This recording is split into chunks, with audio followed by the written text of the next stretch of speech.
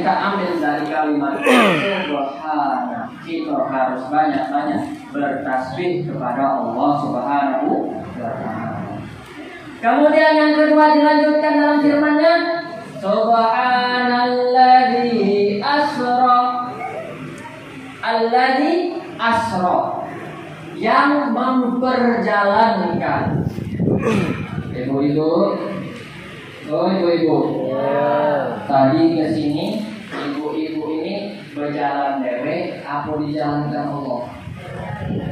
Nah, ada yang bilang jalan dewe, takut salah. Ada yang bilang dijalankan Allah. Iya dulu. Jawaban paling selamat adalah minum. Ya. Jadi hidup ini mesti harus ada usaha dan ikhtiar. Segala sesuatu dalam setiap aspek mesti harus ada usaha dan ikhtiar. Beras, kita makan beras apa nasi? Makan nasi. Nasi yang kita makan itu tidak bakal nyampe ke kita tanpa ada usaha kita beli beras. Betul atau betul? Betul.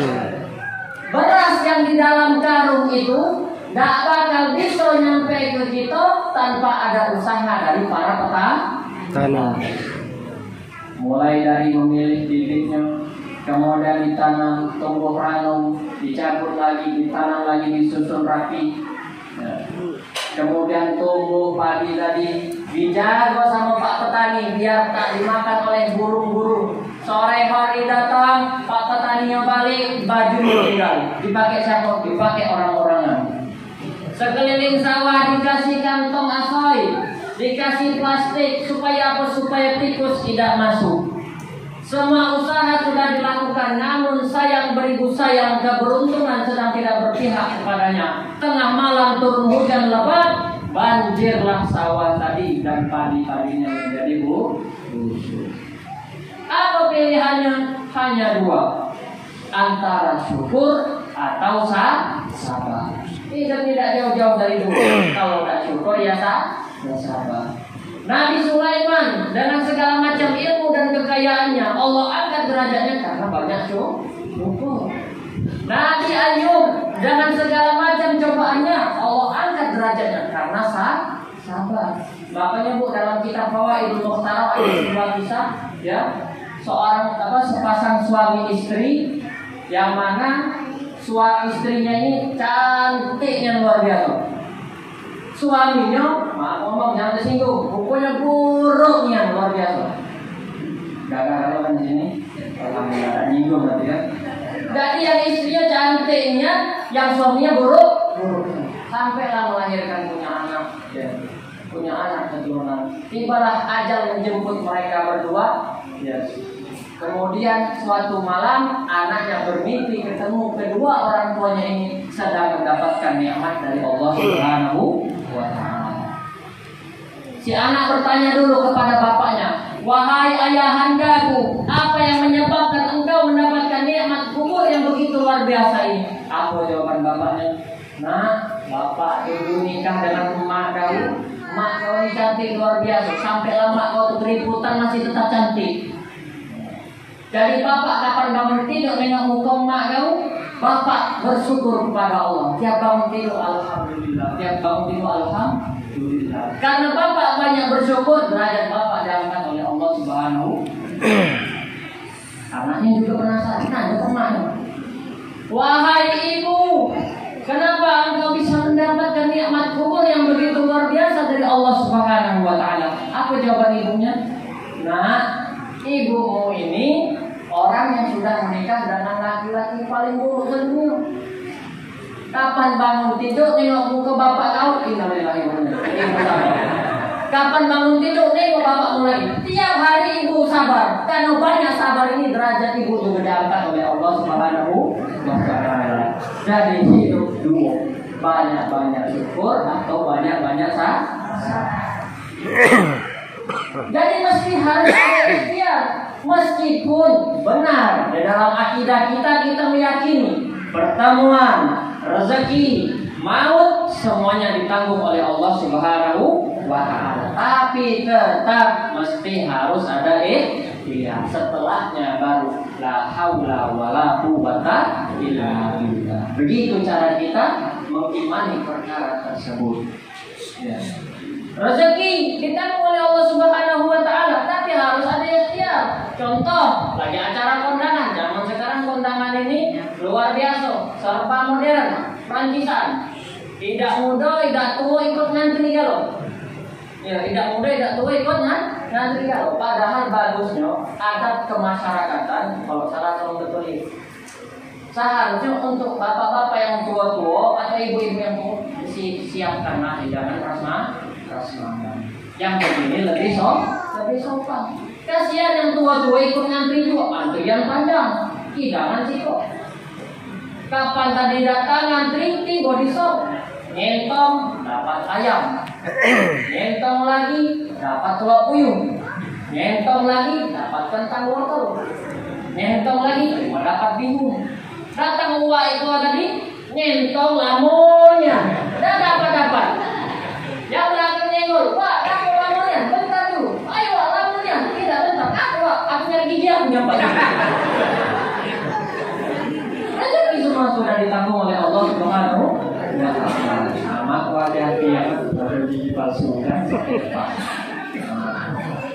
Lalu yang belakang tidak ada ngantri. Kita mau makan harus ada usaha. Kalau panitia tidak jalankan kotak-kotak kue, piring-piring kue ini, kita belum tentu bisa makan.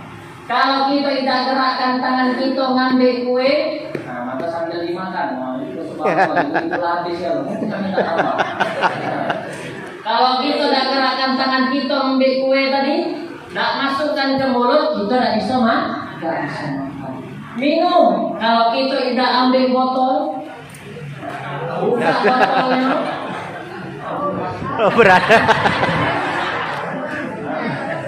Tidak tuang di gelas. Iya. Kemudian minum. Baru sampai, alhamdulillah. Alhamdulillah. Tidak bakal dapat minum. Jadi semua mesti harus ada ikhtiar dari Allah Subhanahu wa taala. Asro. Jadi kita harus mau berkorban menggerakkan anggota badan kita, mau kita berkorban menggerakkan anggota tubuh kita guna mendapatkan apa yang kita inginkan di dunia. Selebihnya kita serahkan kepada Allah Subhanahu wa taala. Kemudian selanjutnya yang ketiga, lanjutan dari firman Allah tadi, Subhanalladzi asra bi'abdihi dengan hambanya. Jadi abdullah itu artinya hamba Allah. Jadi kita di sini harus betul-betul menjadi hamba Allah Subhanahu wa taala. Jangan menjadi hamba harta, jangan menjadi hamba jabatan, dan jangan menjadi hamba dunia. Harta akan sirna, harta akan habis. Mikrofon ini kapan mati? Tak dengaran suara kita, capek teriak-teriak, nyawa. Maka kita jangan menjadi hamba harta. Jabatan akan hilang setelah kita pensiun. Dunia akan hilang setelah kita meninggal dunia. Ada lagi bu sekarang hamba-hamba yang lebih baru lagi, hamba-hamba zaman now. Apa itu? Hamba Facebook, hamba Instagram, hamba TikTok. Nah harus hati-hati.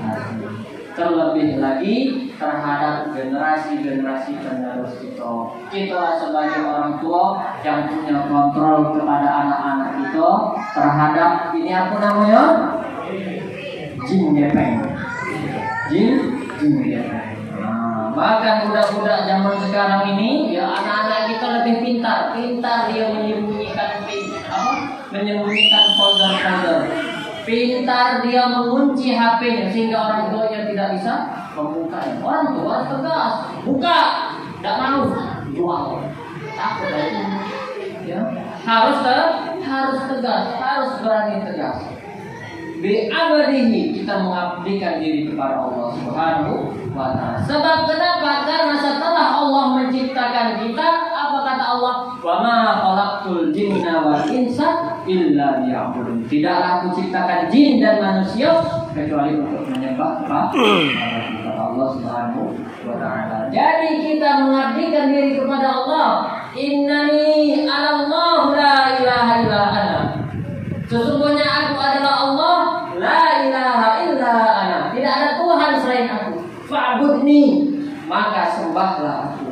Bagaimana kita menyembah Allah tadi? Wa aqimis sholata dan kerjakanlah sholat untuk mengingatku. Maka pada momentum Isra wal Mi'raj ini, yang mana pada peristiwa Isra wal Mi'raj Nabi Muhammad SAW mendapatkan kewajiban yaitu sholat 5 waktu. Maka kita perbaiki kualitas sholat 5 waktu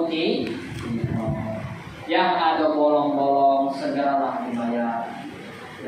Yang ada bolong-bolong segera dibayar. Begitu pula untuk yang ibu-ibu mungkin yang masih ada utang puasa, ya Rajab nak habis, bentar lagi masuk Sa'ban, dan lagi Ramadan. Yang punya utang mulailah dibayar supaya nanti tidak berat. Sebab kalau masuk lagi bulan Ramadan, utangnya jadi double. Pertama dia tetap wajib qadha, kemudian dia harus bayar fidyah. Jadi kita di sini disuruh untuk menyembah Allah Subhanahu wa ta'ala. Kenapa demikian? Karena ketika seorang hamba menyembah kepada Allah, dia menjadikan dirinya hamba Allah, dialah nanti yang berhak masuk ke dalam surganya Allah Subhanahu wa ta'ala. Sebagaimana firman Allah Subhanahu wa ta'ala, ya ayyatuhan nafsul mutmainnah irji'i ila rabbiki radiyatan mardiyah fadkhuli fi ibadi. Masuklah kalian sebagai golongan hamba. Jadi yang bisa masuk ke surga ini bukan hamba dunia, bukan hamba jabatan, bukan hamba harta, tetapi hamba Allah Subhanahu wa ta'ala. Kita sehari sholat ditekankan untuk mengerjakannya 5 waktu sebanyak 17 rakaat. Maka di sini kita perbaiki kualitas sholat kita. Ya, sudah benarkah niatnya? Ya. Ibu-ibu, kita sholat itu niatnya kapan, Bu? Ibu-ibu, kita niat sholatnya kapan? Ketika kapan? Takbiratul ihram. Takbir. Di mana tempatnya niat? Di dalam hati. Nah, itu jangan sampai salah. Sebab banyak dari saudara-saudara kita tidak tahu. Selama ini dia sholat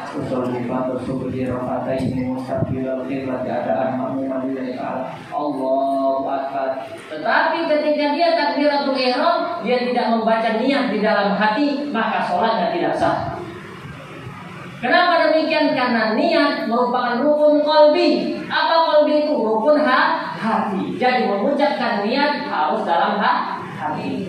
Kapan mengucapkannya? Ketika pertama kali kita memulai takbiratul ihram. Terus apa yang kita ucapkan sebelum sholat tadi? Itu hukumnya sunnah. Dari kita mengucap itu hukum sunnah. Supaya kenapa? Supaya kita lebih khusyuk di dalam berniat. Sebab kalau tiba-tiba langsung masuk masjid, masuk mushola langsung Allahu Akbar, sholat zuhur. Tapi karena guru-guru tadi ya, sholat asar, ulang lagi Allah. Itulah kenapa kadang ada sebagian kamu Allah. Kawan sebelahnya kata kenapa? Karena tidak melafazkan niat sebelum takbiratul ihram. Jadi melafazkan niat sebelum takbiratul ihram itu hukumnya sunnah. Kemudian ketika kita takbir, barulah masuk niat di dalam hati. Kemudian juga yang banyak terjadi kesalahan ya, di dalam masyarakat kita, di dalam penyebutan niat sholat apa? Usolli fardu. Nah, jangan-jangan masih ada sampai sekarang bahasanya usolli fardu. Yang benar adalah usolli fardu, bukan usolli fardu. Maka mulai dari sekarang kita perbaiki kualitas sholat kita. kita benarkan bacaan-bacaannya. Kenapa demikian? Karena inna sholati wa nusuki wa mahyaya wa mamati lillahi rabbil alamin.